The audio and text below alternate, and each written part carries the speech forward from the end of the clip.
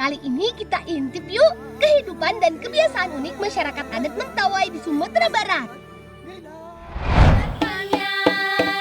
Suku Mentawai merupakan suku yang menetap di Kepulauan Mentawai, Pulau Siberut, Sumatera Barat.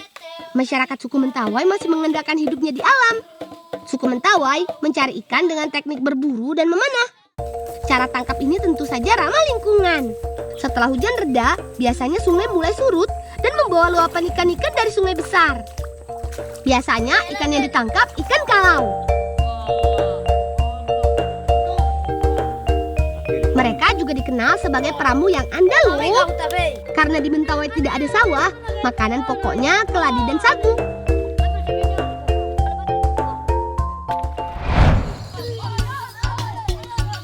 Suku Mentawai punya cara unik menyimpan sagu. Sebelum sagu disimpan, tutup dengan daun dan batu supaya tidak dirusak ternak yang lewat. Demi menjaga cita rasa, masyarakat menyimpannya di dalam air hingga berminggu-minggu, bahkan hingga 2 bulan ke depan.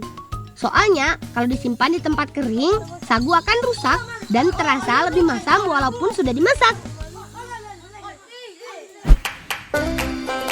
Sebelum disimpan di dalam air, sagu diambil saripatinya secara tradisional. Isi batang sagu diparut, kemudian diinjak-injak untuk diperas. Sebelumnya kaki sudah harus dicuci bersih dulu ya, bolangers. Injak dan tuang air selama berulang-ulang. Air endapan yang bersifat di sagu ini yang disimpan selama berbulan-bulan di dalam air. Nantinya akan menjadi tepung sagu dan bisa diolah menjadi makanan. Misalnya kue purun pisang, terbuat dari adonan tepung sagu dicampur pisang. Kemudian dibungkus dengan daun sagu dan dipanggang. Rasa gurihnya sagu ditambah manisnya pisang, jangan ditanya ya bolangers. Sudah pasti mantap.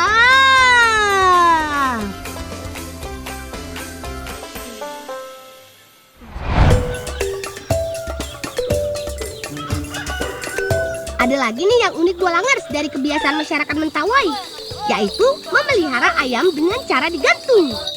Bukan ayamnya kok yang digantung, melainkan kandang ayamnya. Menggantung kandang ayam seperti ini bisa melindungi ayam dari serangan hewan-hewan buas yang ada di hutan. Masyarakat Mentawai suka sekali membuat kandang ayam jauh dari pemukiman atau di hutan. Ini bertujuan supaya ayam tumbuh sehat dan tidak mudah terjangkit penyakit. Nah, kalau sudah sore, waktunya ayam-ayam pulang dan dipanggil dengan kentongan. Dengan membunyikan kentongan seperti ini, maka ayam-ayam akan kembali ke kandang dengan sendirinya. Pinter-pinter ya ayamnya bolangers. Oh iya bolangers, suku Mentawai punya pakaian adat yang berbeda-beda. Pakaian ini digunakan sesuai dengan kegiatan yang dilakukan. Pakaian keladang mencari ikan tentu saja berbeda dengan pakaian adat Sikirei. Sikirei adalah orang yang dipercayai memiliki kekuatan spiritual yang tinggi dan kedekatan dengan roh leluhur untuk menyembuhkan berbagai macam penyakit. Semua Sikirei bertato seperti ini. Tato di tubuh melambangkan pakaian yang dikenakannya sehari-hari. Seperti tato yang di bagian badan yang berarti baju dan di bagian paha dan kaki berarti celana. Tato tersebut juga menandakan bahwa adanya peran dari status sosial di tiap penggunanya.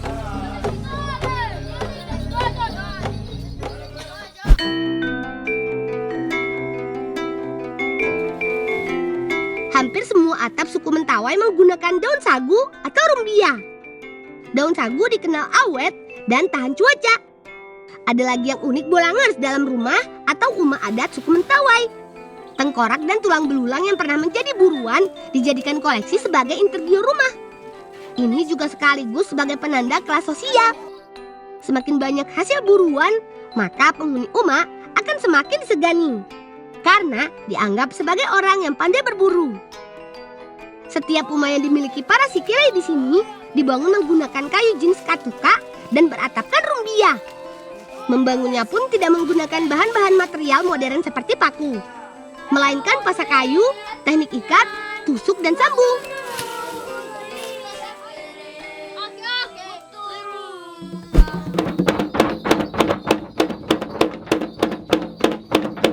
Suku Mentawai punya ritual parwa khusus untuk para Sikirei.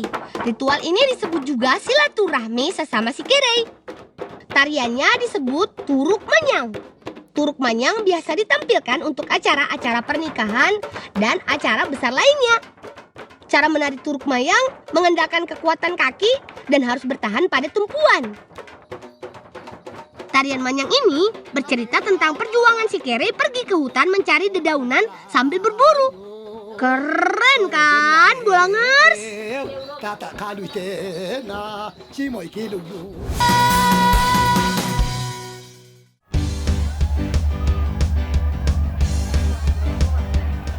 Nah, sekarang kita bertualang ke Banyumas yuk. Kenakan, kami bocah-bocah petualang dari Desa Kutaliman, Kecamatan Kedung Banteng, Kabupaten Banyumas, Jawa Tengah. Pokoknya petualangan kami dijamin wah deh serunya. Teman, karena daerah tempat tinggal kami berbukit-bukit, paling asik kalau kita meluncur dari ketinggian dengan sepeda unik kami ini. Syuur, seru. Meskipun terbuat dari bambu dan kayu, sepeda ini tak kalah dari bikinan pabrik loh. Malahan kami bangga memakainya, karena ini adalah kreasi kami sendiri. Bahan-bahannya pun mudah didapat dari sekitar desa kami. Nih lihat, aksi kami tak kalah dengan pembalap MotoGP kan? Asik, meluncur.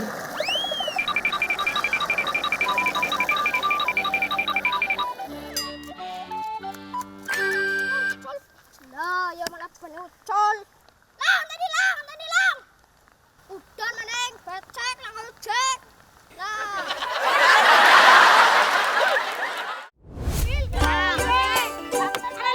Teman, setelah panen di sawah usai, biasanya menyisakan banyak batang padi. Batang padi yang mengering dinamakan jerami. Kami biasa menyebutnya dami. Dami banyak kegunaannya loh. Hari ini kami akan memanfaatkannya. Salah satunya bisa digunakan sebagai bahan pewarna makanan. Kalian pernah tahu ada pewarna makanan dari jerami? Yang belum tahu, ikuti terus petualangan kami ya. Sebelumnya kita harus membuat cingke atau pikulan segitiga. Alat angkut satu ini bentuknya unik loh. Sangat berguna untuk orang-orang di desa seperti kami. Biasanya digunakan untuk membawa kayu bakar, hasil panen, ataupun mengangkut jerami. Bahannya sederhana, hanya membutuhkan beberapa bilah bambu dan tali iju. Susun bambunya seperti ini, lalu ikat kuat dengan tali iju. Membuatnya tak perlu waktu lama. Lihat nih teman, biar cepat, jadi aku sulap saja. Simsalabim. Jeng jreng. Hehehe. Yuk teman-teman, kita isi cingkenya dengan jerami.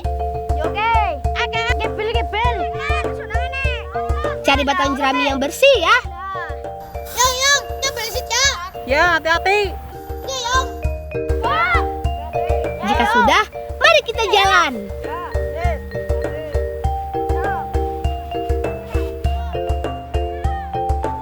Teman, desaku dianugerahi tanah yang sangat subur. Tak heran sejauh mata memandang, hamparan sawah terbentang luas. Jika liburan tiba nanti, kalian bermainlah ke desaku.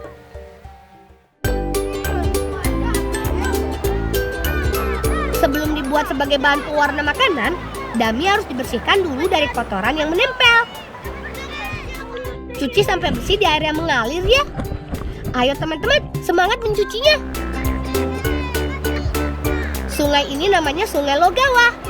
Airnya mengalir dari hulu yang berada di Gunung Slamet. Jangan terlalu lama mencucinya ya. Nanti kita masuk angin.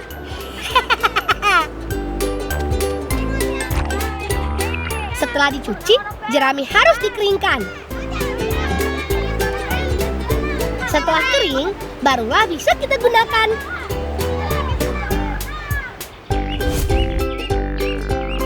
Wah, sepertinya Bi Saminah sudah menunggu kami. Maafkan kami terlambat, Bi.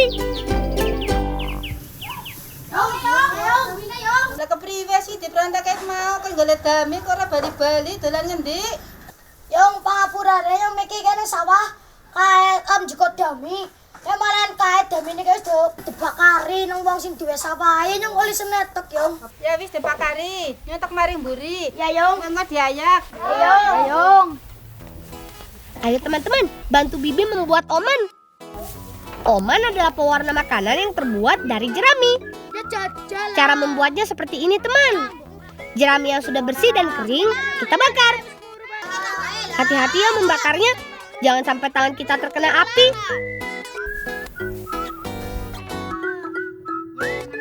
Abu dari hasil pembakaran kita kumpulkan.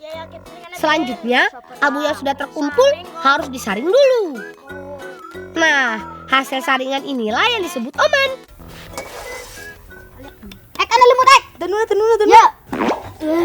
Pasukan ya aku padanan cuma paling ngapek yakin. Ya Babil.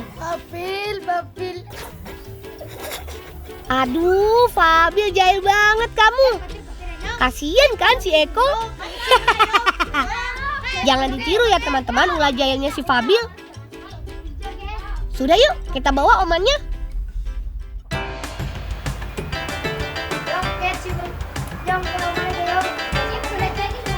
Teman, hari ini kami akan membuat ciwel. Ciwel adalah makanan khas dari daerah kami Banyumas. Berbahan dasar dari singkong, kelapa, dan oman yang sudah kami buat tadi. Singkong yang sudah diparut dan diperas, kita lembutkan dengan cara diremes-remes. Setelah itu, campur dengan oman secukupnya. Aduk sampai rata. Kemudian, tambahkan garam secukupnya. Jika warna adonan belum begitu hitam, bisa tambahkan lagi omannya.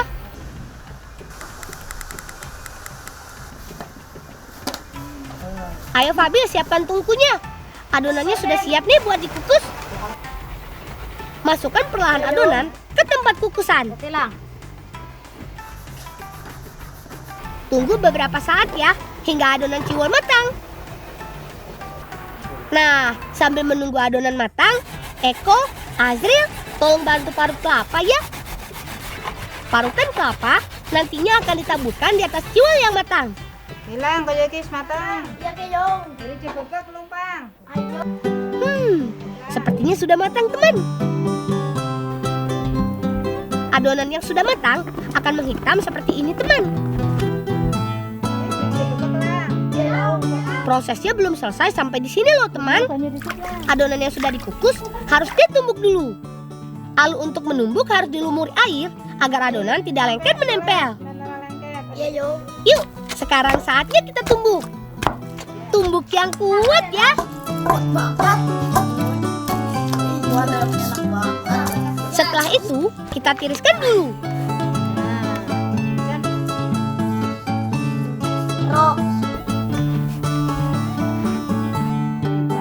Lalu dipotong-potong sesuai selera.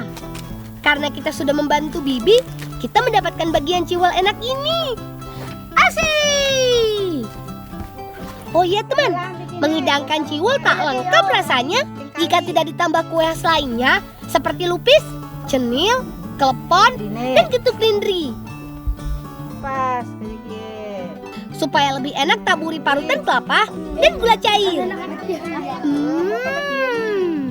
Mantap!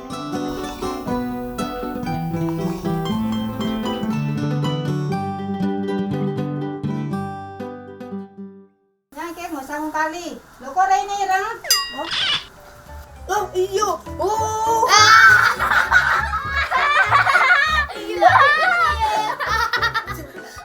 Yang gue keramas rambutnya bersih. Fabil memang jahil. Kasian kan Eko. Yuk kita mandi-mandi dulu.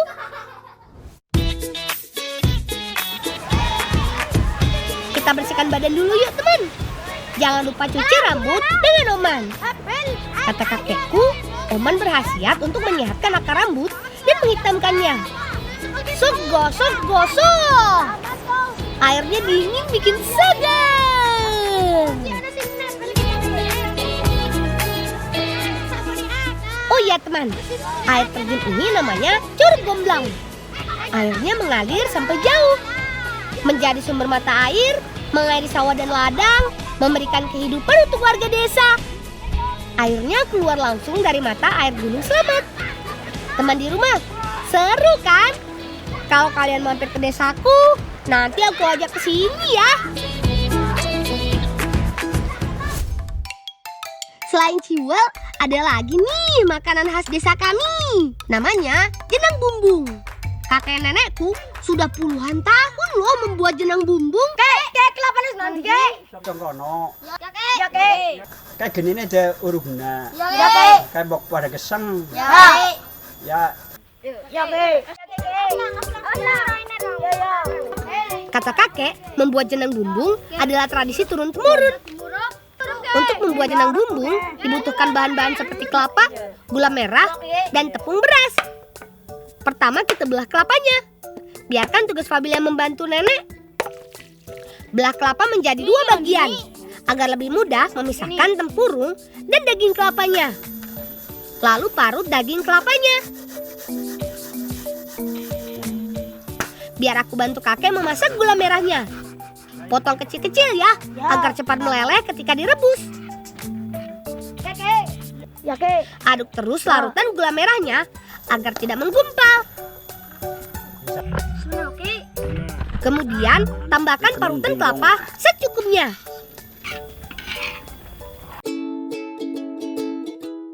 Sambil menunggu matang, kita siapkan adonan tepungnya ya.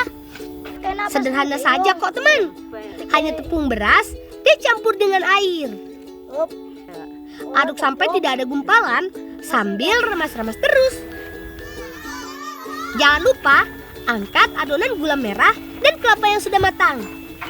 Tiriskan sesaat, lalu campurkan dengan adonan tepung beras. Aduk kembali ya teman, karena jika tidak diaduk, adonan akan kembali menggumpal. Setelah diaduk dan dingin, adonan harus didiamkan semalaman. Bolang, kayak anu wingi digawang eneng kok disena bumbu. Ya kek. Karena kakek kemarin sudah membuat adonan juga, kami gunakan adonan yang sudah didiamkan semalaman. Oh, jane beda ke warnane. Ki jane sing sewengi, ki sing sedina. Tuh, lihat teman. Coba kalian bandingkan warna adonan yang sudah disimpan semalaman dengan yang baru dibuat. Berbeda kan warnanya? Nah, sekarang masukkan adonan yang sudah dibiarkan semalaman ke dalam bambu atau bumbung. Cukup masukkan adonan 3/4 dari ukuran panjang bambu. Karena nanti adonan akan mengembang ketika bambu dibakar. Gawangan ada bakar ya. Sip deh. Bambu berisi adonan siap dipanggang. Ayo, siapkan apinya teman-teman. Panggang kurang lebih 1 jam dengan api sedang. Jangan lupa bambunya diputar agar matang merata ke semua bagian. Bil, wis mateng ya, Bil. Panas buatku ya, Ken. Bolang, jenangnya mateng. Wis Kiki. Digawangnya enak beceti. Ya. Siji-siji Kiki. Jika sudah matang, kita angkat lalu tiriskan sebentar. Setelah itu, bambu dikupas lalu dipotong-potong menjadi beberapa bagian kecil. Biar aku bantu kakek memotong-motongnya. Dalam 1 meter bambu bisa menghasilkan 10 potongan kecil. 1 potongan kecil dijual dengan harga Rp1.000. Murah sekali kan?